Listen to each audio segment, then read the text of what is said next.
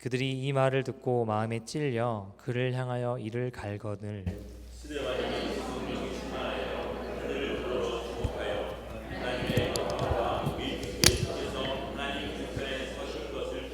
말하되 보라 하늘이 열리고 인자가 하나님 우편에 서신 것을 보노라 한대 그들이 큰 소리를 지르며 귀를 막고 일제히 그에게 달려들어 성 밖으로 내치고 돌로 칠세 증인들이 옷을 벗어 사울이라 하는 청년의 발 앞에 두니라.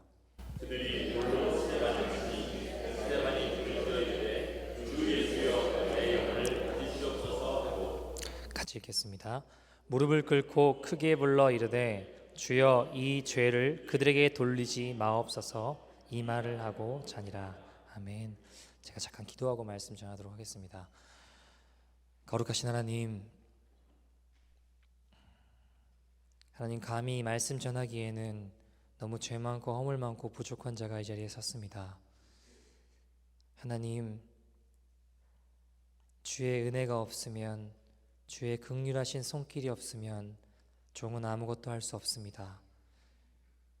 하나님, 이 시간 오셔서 주의 긍휼하신 은혜로 우리 안에 회개의 역사를 일으켜 주시고 가던 길을 돌이키게 하여 주시며 우리의 심령이 거듭나고 새로워질 수 있는 믿음의 시간 될 수 있도록 인도하여 주시옵소서. 하나님, 혹여라도 종의 죄악으로 말미암아 악한 것들 성도들에게 흘러가지 않게 하여 주시고 사람의 어떠함은 십자가 뒤로 다 가려주시고 오직 십자가의 주님만, 예수님만 드러나고 예수님만 증거되고 예수님만 나타나게 하여 주시옵소서. 하나님, 종의 입술을 붙들어 주셔서 살아계신 성령님, 주님 원하시는 것들만 대언케 하여 주시고 주님 원하시는 것들만 나타나며 주님 원하시는 것들만 증거되어질 수 있도록 종의 입술을 강력하게 붙들어 주시옵소서. 살아계신 성령님, 예배를 방해하고 다른 생각과 걱정과 금신과 염려로 우리의 마음을 갉아먹는 어둠의 세력들은 예수의 이름으로 떠나게 하여 주시며 모두 주께 맡겨버리고 주님께서 행하시고 이루시고 역사하시고 치유하시고 새롭게 하시는 믿음의 시간 될 수 있도록 인도하여 주시옵소서. 함께 하실 주님을 기대하며 이 모든 말씀 거룩하신 예수님 이름으로 간절히 기도드립니다. 아멘. 말씀 전하기 전에 제가 조금 양해의 말 부탁드립니다. 제가 설교를 하는지 모르고 박보영 목사님 모셨다고 해가지고 왔다가 좀 복장을 제가 하나님 앞에 예배드리는데 양복을 입고 정장을 입고 서야 되는데요, 미리 준비를 하지 못해가지고 다음에 올 때는 분명히 할 수도 있다라는 생각을 가지고 반드시 양복을 가지고 오도록 하겠습니다. 저도 너무 부끄럽고 죄송한 마음이에요. 그러나 여러분, 여기 서 있는 사람을 보는 것이 아니라 우리 주님 바라볼 수 있는 시간 되기를 간절히 소원합니다. 저는 부족하지만 이 시간 함께 하시는 주님께서 우리의 심령 가운데 주님 원하시는 말씀을 허락해 주시리라 믿습니다. 우리 같이 하나님 말씀은요, 나의 가는 이 길이 하나님의 최선입니다 라는 제목으로 같이 하나님 말씀 좀 살펴보려고 합니다. 얼마 전에 제가 조금 마음 아픈 소식을 듣게 되었어요. 다른 게 아니고 저랑 같이 살았던 잠시 같이 살았던 아이 중에 한 명이 죽게 되었습니다. 하늘나라로 가게 됐다는 이야기를 듣고 제가 마음이 굉장히 좀 먹먹하고 좀 힘들었어요. 굉장히 귀한 아이였고 착하고 똑똑한 친구였습니다. 근데 이제 부모님 따라 선교사로 간 거죠. 어떻게 보면 갔다가 어느 날 이제 그 아이가 죽게 되었다는 이야기를 듣고 제가 조금 속상했어요. 한편으로는. 왜냐하면 그 녀석 그냥 같이 지냈다면, 부모님 따라 그냥 선교사로 나가지 않았다면 그 청년이 좀 건강하게 잘 살 수 있지도 않았을까라는 생각이 들었기 때문에 제가 조금 속상하고 먹먹하고 좀 마음이 힘들었습니다. 그 녀석이 만약에 선교지로 가지 않았다면, 똑똑한 그 녀석 건강하고 잘 살 수도 있지 않았을까라는 안타까운 마음이, 아쉬운 마음이 들었기 때문에 잠시 하나님이 조금 이해도 되지 않고 꼭 그렇게 했어야만 했을까라는 생각이 들었기 때문에 조금 마음이 좋지 않았다고나 할까요? 조금 먹먹했다고 할까요? 마음이 조금 이해가 되지 않았다고 해야 될까요? 그런 생각들이 제 마음에 많이 들었던 것 같아요. 여러분, 근데 오늘 본문에 보면 우리가 너무 잘 아시는 내용이라서, 여러분 어떤 내용인가요? 스데반의 죽음이죠. 잘 아시는 대로 스데반은 십자가 복음을 전했습니다. 유대인들에게 전했는데 오히려 그들에게 돌로 맞아 죽었어요. 제 마음에 어떤 생각이 드냐면, 하나님 꼭 그렇게 하셨어야만 했을까라는 생각이 드는 거예요. 무슨 이야기냐면, 몇 장 전만 해도, 우리 사도행전 7장인데 몇 장 전만 해도 똑같이 유대인들에게 베드로가 복음을 전했습니다. 그죠? 십자가 복음을 전했는데 어떤 일이 일어나나요? 잘 모르시나요? 3,000명, 5,000명 막 회개하잖아요. 근데 여러분, 똑같이 십자가 복음을 전했는데 스데반의 복음이 좀 부족했을까요? 설교가 좀 엉망이라서 스데반은 돌에 맞아 죽고, 똑같이 유대인들에게 설교하고 복음을 전했는데 한 사람은 3,000명, 5,000명 회개하고, 어떤 사람은 순교했잖아요. 여러분, 제가 만약에 스데반의 가족이었으면 좀 마음이 힘들었을 것 같아요. 하나님, 베드로처럼 스데반이 복음 전했을 때, 스데반은 집사라서 그렇고 베드로는 사도라서 그런 걸까요? 여러분, 전한 내용을 봤을 때 스데반의 설교는 완벽한 설교였습니다. 그 복음은 완벽한 복음이었습니다. 근데 제 마음에 이런 질문이 드는 거예요. 왜 스데반은 돌에 맞아 죽어야 됐을까? 어쩌면 조금 불행해 보이기도 하고, 어쩌면 조금 뭐라고 해야 될까요? 안타까운 마음이 들기도 하고, 그런 생각이 드는 거예요. 제가 전반부에 이야기 드린 그 아이처럼 꼭 그렇게 돼야만 됐을까? 불행하다라는 생각이 좀 들더라고요. 여러분은 어떠세요? 왜 그렇게 돼야 됐을까? 이런 질문들 가져보신 적 없으세요? 저는 만약에 여러분, 저와 이 믿음이 부족한 저와 같은 생각으로 제가 말씀드린 사람들이 불행하다라는 생각이 든다면, 여러분 죄송하지만 우리의 눈이 가려져 있기 때문입니다.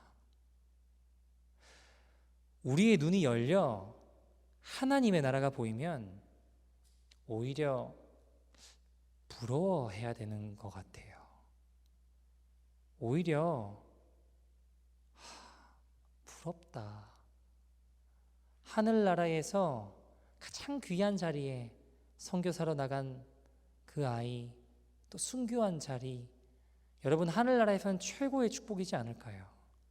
잠시 머물다 가는 이 땅이 아니라 영원한 하나님의 나라에 가장 귀한 자리에 앉아 있다면, 그들의 죽음은 불행이 아니라 오히려 그 하나님의 순교하게 하심, 허락하심은 하나님의 축복이지 않을까요? 하나님의 최선의 축복이지 않을까요? 불행하다라는 생각이 드는 제 모습이, 내가 이 땅만 바라보기 때문에 눈이 가려져서 그렇구나 라는 생각들을 해보게 되었습니다. 여러분, 제가 캐나다에서 왔습니다.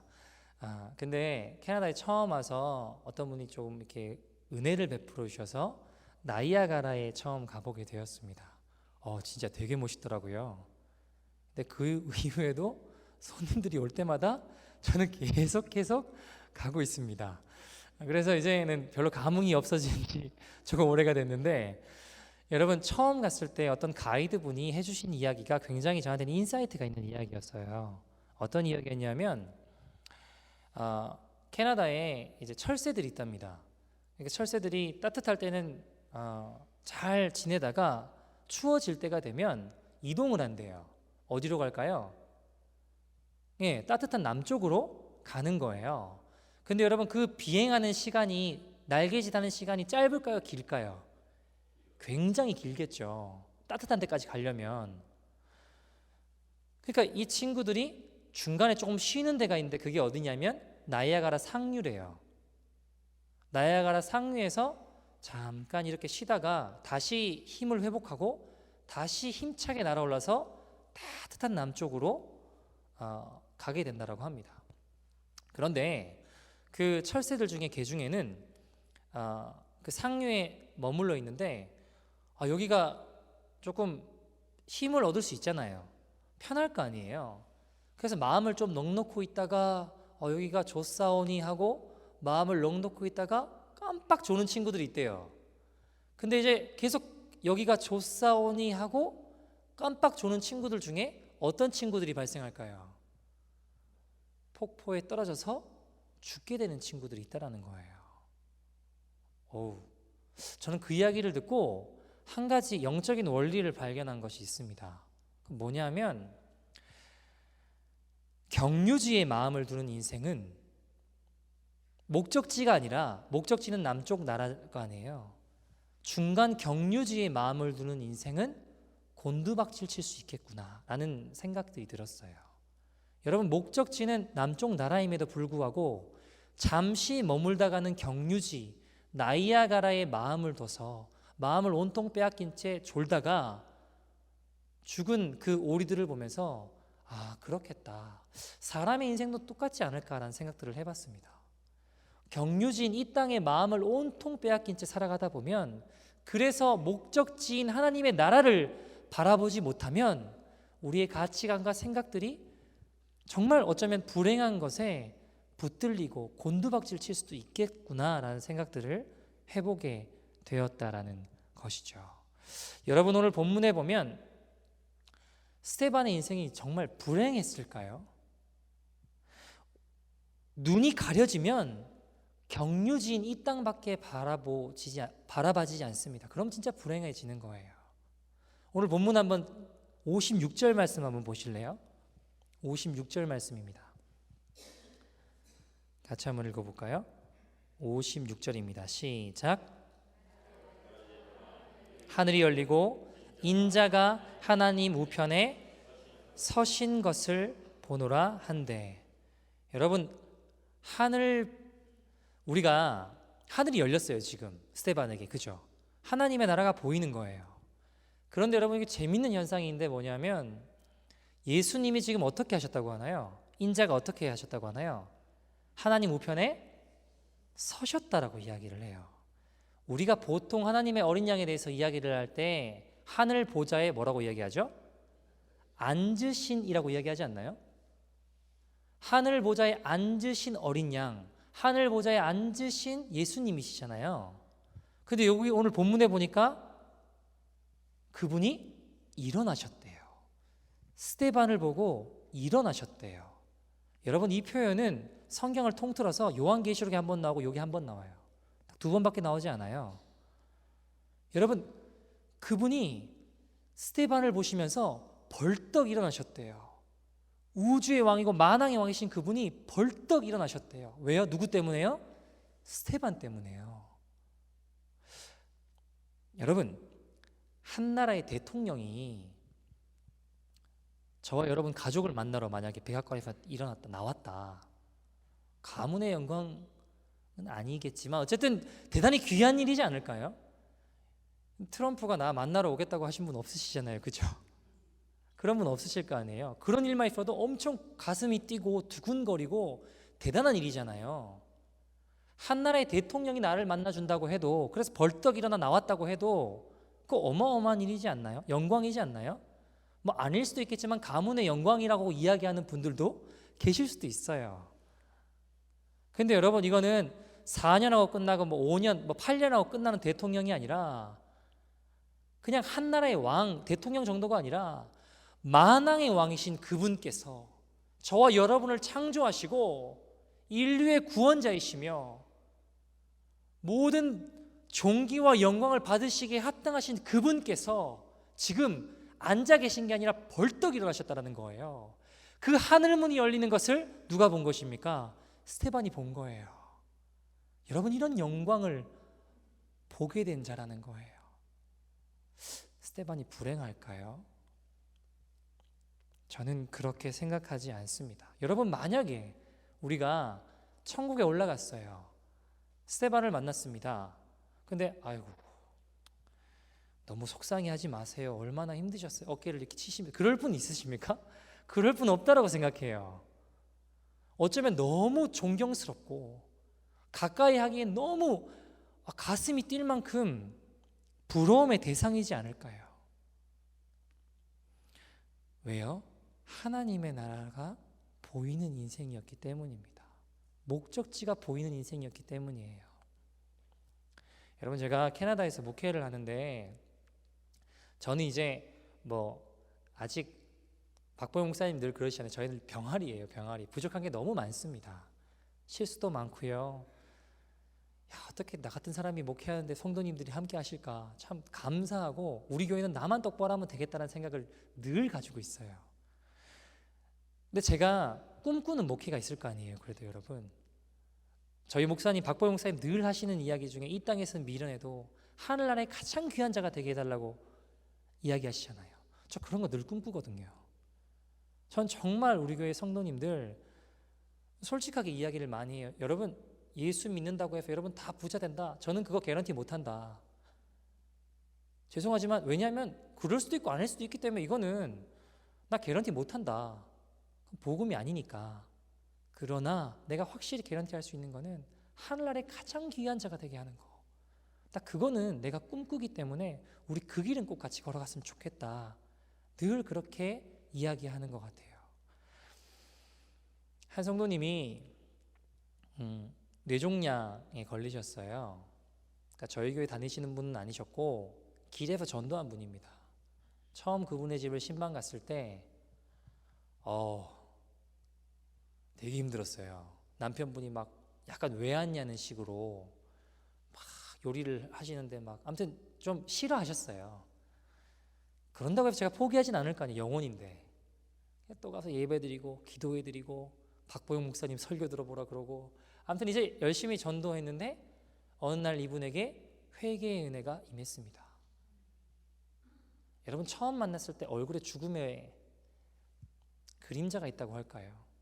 이분이 얼마나 더 살 수 있을까? 남편분이 업고 다녔어요. 병원에서 내놨습니다. 근데 이분이 막 회개의 은혜가 임하고 날마다 교회 오시면요, 들어오셔서 앉으셨을 때부터 예배 끝날 때까지 눈물 없이는 예배를 못 드셨어요. 나 같은 죄인을 하나님이 구원해 주셨다고 그렇게 눈물로 예배 드리던 분이셨습니다. 몸도 너무 건강해지셨어요. 그래서 막 병원에서 깜짝깜짝 놀라는 거예요. 하나님 감사하다, 하나님 감사하다. 너무 안타깝게 근데 어느 날 이 뇌종양이 전이가 된 거예요. 근데 그걸 발견을 못하고 굉장히 또 안 좋아지셔서 나중에 이제 병원에서 다시 이제 끝났다라는 진단을 받고 내일 모레 퇴원하는 그때에 저한테 연락이 오셨어요. 도대체 이분을 만나서 내가 무슨 이야기를 해야 될까? 이 목사지만 제가 그렇게 믿음이 없더라고요. 이분을 제가 만나러 갔는데 여러분, 이분이 저한테 환하게 천사처럼 그렇게 웃으시면서 저한테 하신 이야기가 첫 마디가 이거였어요. 목사님, 천국에서 만나요. 우리 이제 곧 천국에서 만나요. 근데 제가 그렇게 눈물이 나는 거예요. 죄송해요, 목사인데 제가 그렇게 눈물이 나더라고요. 이 목사가 어떻게 더 믿음이 없을까요? 제가 그렇게 눈물이 나더라고요. 오히려 그분이 저를 위로하시는 거예요. 목사님 왜 우시냐고, 우리 좀 있으면 만날 텐데. 왜 우시냐고, 우리 좀 있으면 만난다고. 목사님 울지 마시라고. 사모님 왜 우시냐고, 울지 마시라고. 근데 얼굴이 해같이 빛나는 거예요.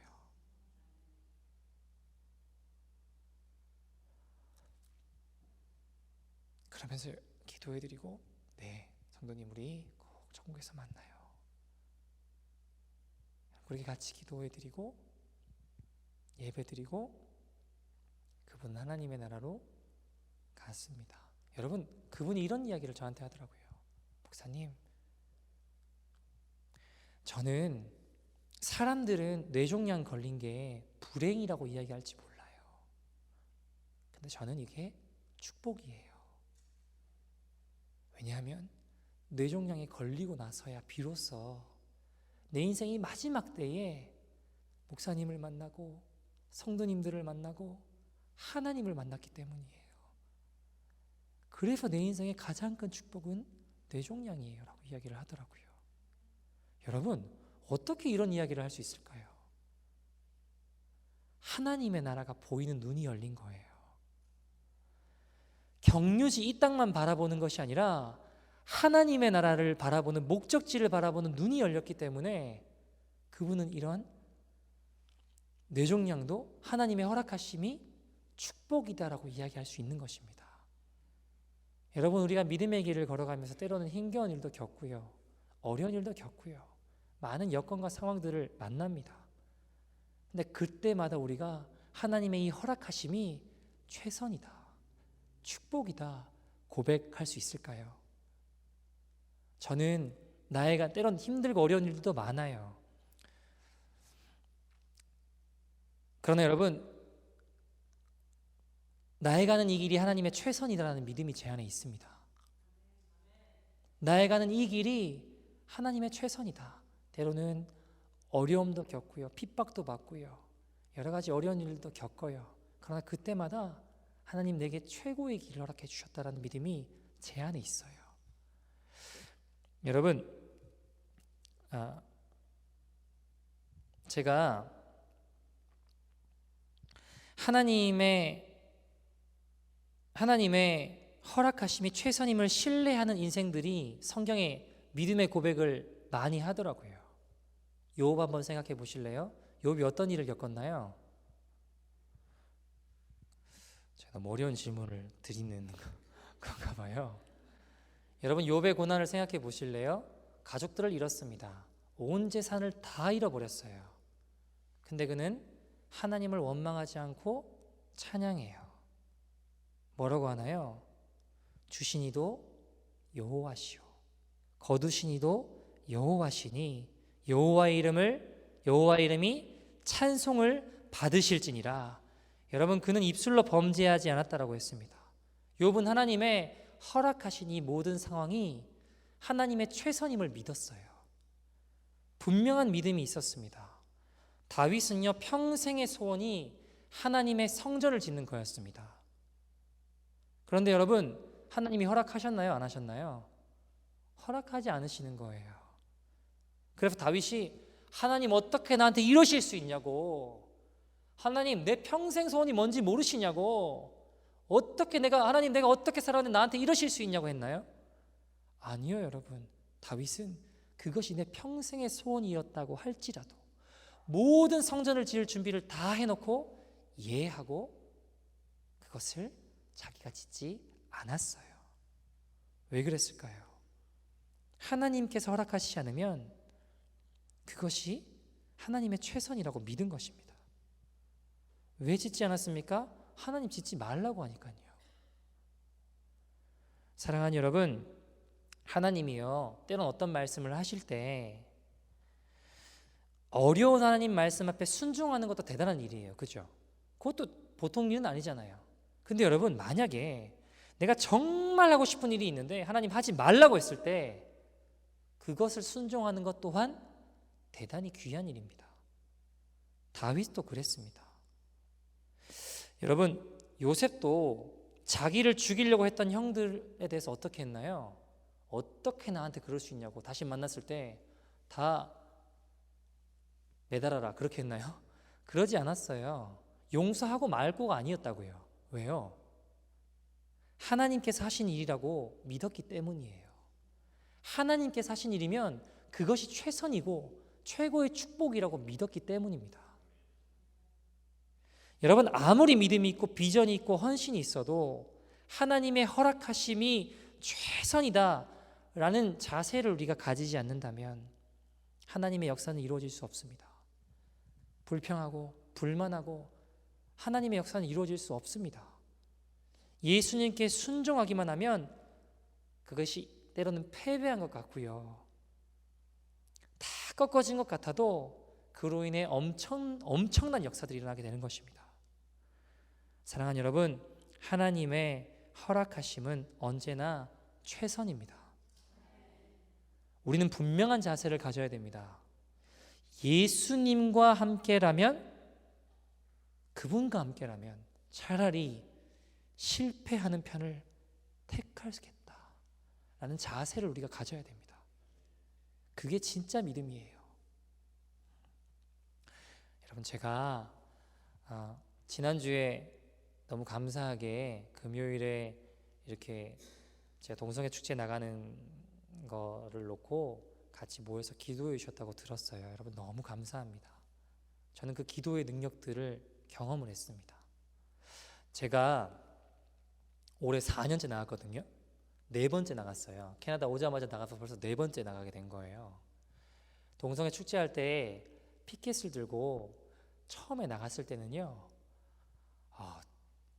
언제 기회가 되면 그것만 놓고 한번 이야기할 때도 하는 날도, 다음에 4번째로 설교할 때는 아마 그 이야기를 자세히 이야기 드릴 것 같은데, 처음에 나갈 때는요 너무 진짜 힘들더라고요. 솔직하게 막 아무튼 덤비는데, 길길이 날뛰고 덤비는데, 야, 이게 정신이 없더라고요. 제가 이게 하나님 용사니까 딱 담대해야 되는데요, 죄송해요, 목사인데도 이게 아직 제가 그래요. 딱 담대하게 그냥 어디 감히 이래야 되는데, 야, 떼거지로 덤비는데 이게 이제 쉽지가 않더라고요. 제가 몰매도 맞고 아무튼 피켓도 아무튼 막 찍고 덤비고 아무튼 난리가 났습니다. 여러분, 그러나 여러분, 저는 믿어요.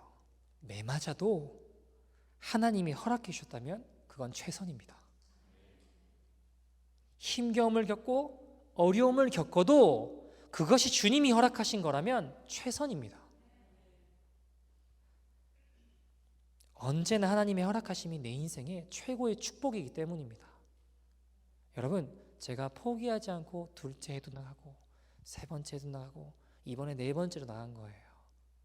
여러분, 기도해 주셔서 하나님의 은혜들을 또 경험하는 시간들이었습니다. 이번에는요, 저 혼자 나간 게 아니고요, 12명이 같이 나갔어요.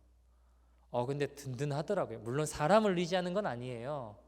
든든하더라고요. 근데 제가 기도를 하는데 마음에 자꾸 어떤 생각이 드냐면, 어떤 마음이 자꾸 떠오르냐면, 넌 하나님의 용사야. 물론 제가 뭐 그렇게 했습니까? 근데 그런 마음들이 자꾸 드는 거예요. 그러니까 나가는데 어깨가 막 펴지고요, 피켓을 드는데 굉장히 당당해지더라고요. 제가 그 마음에는 계속 그런 마음들이 드는 거예요. 넌 하나님의 용사야, 넌 하나님의 용사야, 이런 생각이 드는데, 여러분, 어떤 일이 일어나냐면, 피켓을 들고 딱 섰는데 막 멀리서 욕을 할 거 아니에요.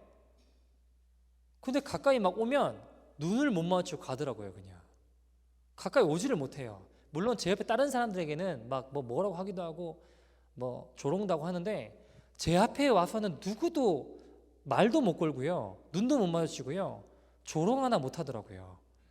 근데 이게 뭔가 하는데, 하나님이 지켜주시는구나, 하나님이 지켜주시는구나, 그 생각이 드는 거예요. 여러분, 더 놀라운 건 퍼레이드를 하는데 인원이 확 줄어버린 거예요. 벌써 끝났나 싶을 만큼 빨리 끝나더라고요. 제가 알아보니까, 리서치를 해보니까 인원이 절반으로 줄었대요. 여러분, 세계 최대 축제를 하는 캐나다에서요, 토론토랑 샌프란시스코가 전 세계에서 손꼽히잖아요. 근데 그곳에서 인원이 절반으로 줄어버리고요, 지네들끼리 싸워가지고 이게 막 도네이션도 안 되고 몇십만 불 손해보고 주최 측끼리 막 싸움이 붙어가지고 막 다 찢어져 버리는 거예요. 그러니까 사람들이 막 참여를 안 하고요, 날씨도 안 좋고요, 관광객도 줄어버리고요. 이게 무슨 일일까? 하나님이 정말 역사하시는구나. 마지막에 어떤 사람은요, 조금 제 옆에 오더니 중국 사람 같았어요. 고맙다고 그러더라고요. 터프한 일을 하고 있다고, 그 right things를 하고 있다고, 고맙다고, 하나님의 사람이라고 그러는 거예요. 근데 고맙다는 말이 우리 주님이 하시는 것 같다는 생각이 드니까 제 마음이 뭉클해지더라고요. 주님이 지켜보고 계시고 함께 하시는구나. 그게 너무 제가 감사하고 기뻤어요. 사랑하는 여러분,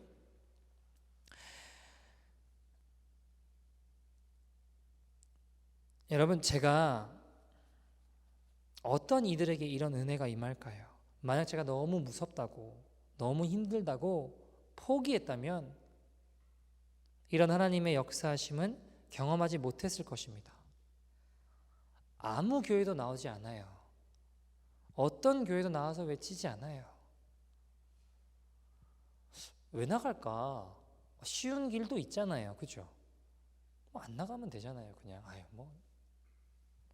근데 교회가 포기했기 때문에, 교회가 내버려뒀기 때문에 이 지경까지 온 거잖아요. 여러분, 6월 한 달 동안 축제해요. 6월 1일부터 24일까지 축제합니다. 퍼레이드만 3일이에요. 왜 이 지경까지 왔을까요? 교회들이 내버려뒀기 때문이잖아요. 그러나 여러분, 내가 맞아도 힘들어도 그 순간에 하나님의 허락하심이 최선이다라는 믿음의 고백을 하는 이들을 통해 하나님의 은혜가 흘러감을 여러분 느꼈습니다. 우리의 삶 가운데서도 분명히 하나님의 일하심이 있습니다. 그러나 여러분, 그 일하심은 믿음으로 걷는 자들 가운데 주어집니다. 하나님의 허락하심이 최선임을 믿고 걸어가는 자들에게 역사하십니다. 불행하고 불평하고 원망하고 화내고 투정하면요, 여러분, 한도 끝도 없는 게 사람의 인생입니다. 그러나 여러분, 감사하고 신뢰하는 믿음으로 행하면 하나님은 반드시 한 걸음 앞서서 역사하십니다. 사랑하는 여러분, 내 계산으로 살지 말고 하나님의 계산으로 살아가는 저와 여러분 되기를 소원합니다. 여러분, 스데반의 순교가 아직도 불쌍해 보이십니까? 불행해 보이세요? 아니죠, 여러분. 십자가를 정말 이해하면 스데반을 오히려 부러워해야 됩니다. 진짜 불행한 인생이 어떤 인생인지 아세요? 어떤 인생이 진짜 불행할까요? 여러분, 오늘 본문에 보면 54절에 보니까 스데반이 십자가 복음을 전합니다. 그런데 그 복음을 듣고 그들의 마음이 어땠다고 하나요? 마음이 찔렸대요. 그죠? 마음이 찔렸다고 이야기를 해요. 분명히 마음이 찔렸습니다. 그런데 그 후에 57절에 보실래요? 57절에 그들이 같이 한번 읽어볼까요? 시작. 그들이 큰 소리를 지르며 뭐라고 하죠? 그 다음에 귀를 막고 라고 이야기합니다. 여러분, 이 세상의 가장 불행한 인생은 어떤 인생일까요? 들렸어요. 마음이 찔려요. 근데 귀를 막아버리는 거예요. 귀를 막아버리는 인생이 십자가 복음이 선포되고 하나님께서 우리에게 회개의 메시지를 주시는데 귀를 막아버리는 거예요. 스데반처럼 순교한 인생이 불행한 인생이 아니고요, 귀를 막아서 하나님께서 회개의 메시지를 주시고 생명의 말씀을 주시는데도 귀를 막아서 들리지 않는 인생이 가장 불행한 인생이라는 것입니다. 그게 가장 불행하고 불쌍한 인생이라는 것입니다. 사랑하는 여러분, 귀를 막으면 하나님도 어떻게 역사하실 수 없기 때문입니다. 저와 여러분이 주님이 우리의 마음을 치실 때 귀를 막는 어리석은 인생이 되지 않기를 소원합니다. 한 이야기 드리고 말씀을 좀 정리하려고 하는데요. 저는 예수를 믿고 나름 하나님을 사랑해서 열심히 쫓아다니려고 노력을 많이 했습니다. 열심히 특심이었습니다. 근데 어릴 때 제가 예수를 믿고 이상하게 저보다 이렇게 한두 살 어린 아이들이 저한테 자꾸 아빠라고 하더라고요. 아빠라고 하는 애들이 몇 명 있었어요. 왜 그런지는 잘 모르겠지만 어쨌든 그 중에는 어머니가 없는 애도 있었고요, 아버지가 없는 애도 있었습니다. 한 아이가 아직도 잊혀지지가 않는 게 제 생일이 그때 주일이었는 것 같아요. 주일날 막 생일 축하한다고, 이 아이는 정말 진짜 보면 천사인가 싶을 만큼 천사처럼 생겼어요. 이게 뭐라고 표현할지 잘 모르겠는데 정말 천사처럼 생겼어요. 근데 이 아이가 막 축하한다라고 기쁘게 저를 맞이해주고 그 다음날 월요일이죠. 그 다음날 이제 월요일인데 저녁 때쯤 됐나 6시쯤 됐나 이렇게 전화가 오더라고요. 근데 마음이 이상하게 너무 불안하대요. 이상하다고 마음이 너무 불안하대요. 그래서 아니야 별일 아니야 뭐 별일 없어 괜찮아 걱정하지 마. 근데 또 한두 시간 있다 또 전화가 오는데 엄마가 안 오신대요. 무슨 아니야 곧 오실 거야 뭐 다른 볼 일이 있으실 거야 라고 이야기를 했습니다. 그리고 마음을 달래고 이렇게 전화를 끊었어요. 근데 알고 봤더니 그날에 어머니가 안 들어오시더라고요. 알고 봤더니 어머니가 미용실을 하셨는데 강도가 들어서 조금 잔인하게 돌아가셨습니다. 그때 뉴스도 나고 신문도 나고 했던 것 같아요.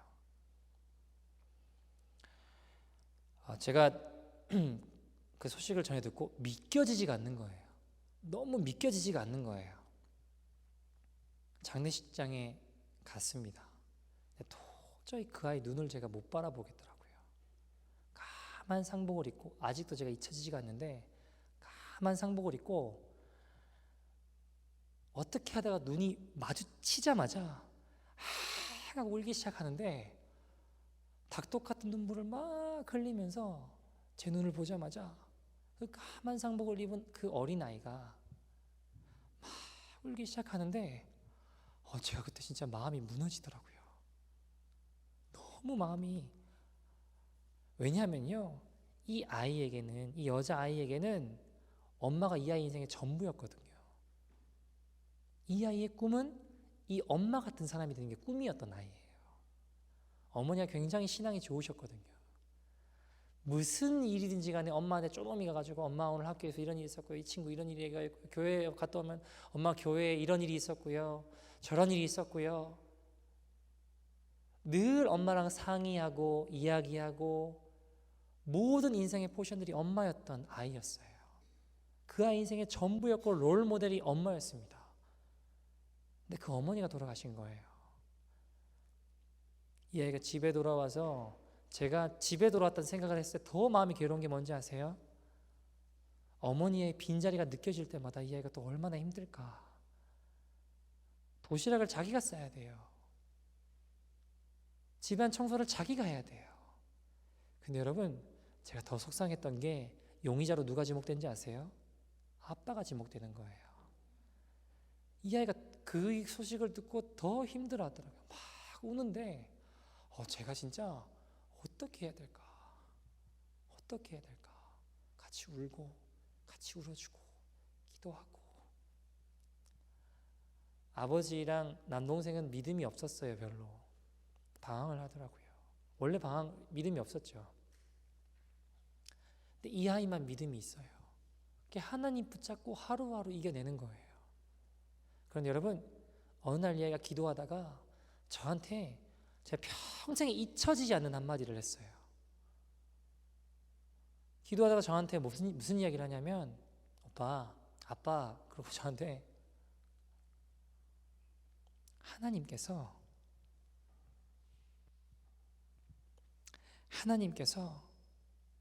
내가 이 생에 가장 사랑하는 우리 엄마를 우리 가정을 위한 순교의 제물로 받으셨어요. 이 아이가 이런 이야기를 저한테 하는 거예요.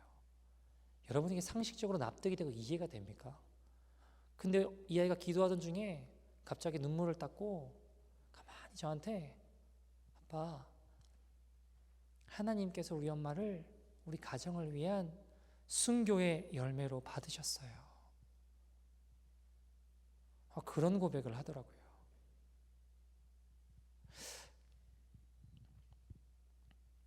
사랑하는 여러분, 저는 그 아이의 이야기를 듣고요. 하나님의 허락하심이 최선이다라는 믿음이 없다면 할 수 없는 고백이라는 것을 깨달았어요. 그 상황 또한 하나님께서 허락하셨다면 이 상황 또한 하나님의 축복이고 최선이고 은혜이다라는 믿음의 고백이 없다면 그런 고백을 할 수 없다라는 것을 깨달았습니다. 이 아이는 믿음으로 그런 고백을 하더라고요. 여러분 이 아이는 지금 가정 형편이 어려운 아이들의 공부를 가르치고요. 또 수많은 어머니를 잃어버린 아이들에게 상처 입은 치유자로 쓰임받는 것을 저는 보고 있습니다. 수많은 아이들에게 그 아픔을 겪는 아이들을 복음으로 살려내고 용기를 주고 공부를 가르치는 일을 하고 있는 이 아이를 얼마 전에 결혼했거든요. 저는 보고 있습니다. 사랑하는 여러분, 우리가 인생을 살아오며 때로는 남들은 이해하지 못하는 어려움을 겪기도 하고요, 아픔을 겪기도 하고요, 말 못한 어려움에 나는 왜 이런 집안에서 태어났을까? 나는 왜 이런 상황에 자라야 했을까? 내가 왜 이런 어려움을 겪어야 하나? 사랑하는 여러분, 하나님의 허락하심을 신뢰하는 이들을 통해 하나님의 도구로, 축복의 통로로 하나님의 역사를 이루어 갈 것입니다. 우리 시간 같이 좀 찬양하면서 기도하는 시간 갖기를 소원하는데요, 하나님, 어떤 상황도 주님과 바꾸지 않겠습니다. 하나님의 허락하심이 최선입니다. 그것이 험해 보이던 힘들어 보이던 주님, 내가 주님을 신뢰합니다. 스데반의 순교 또한 하나님 나의 눈을 열어주셔서 이것이 불행이 아니라 이것이 축복임을 볼 수 있는 나의 가려진 눈을 열어 주시옵소서. 하나님, 내 눈이 가려져 있어 하나님의 나라가 보이지 않으니 이 땅에 매어 살게 되고, 하나님, 그런 나의 삶에서 하나님의 허락하심이 좋아 보이지 않는 나의 삶 가운데 하나님 나를 긍휼히 여겨주셔서 이 시간 나의 눈을 열어 주시옵소서. 스데반처럼 하늘이 열려 주를 보며 주님께서 고맙다, 그 주님의 음성을 들을 수 있는 믿음의 결단을 허락하여 주시옵소서. 보이지 않지만 하나님의 일하심을, 한 걸음 앞서 일하심을 신뢰하며 믿음으로 한 걸음 내딛는 순종의 종들이 되게 하여 주시옵소서. 우리 결단한 심령과 마음으로 이 시간 다 같이 나 무엇과도 주님을 바꾸지 않으리 같이 찬양 드리도록 하겠습니다.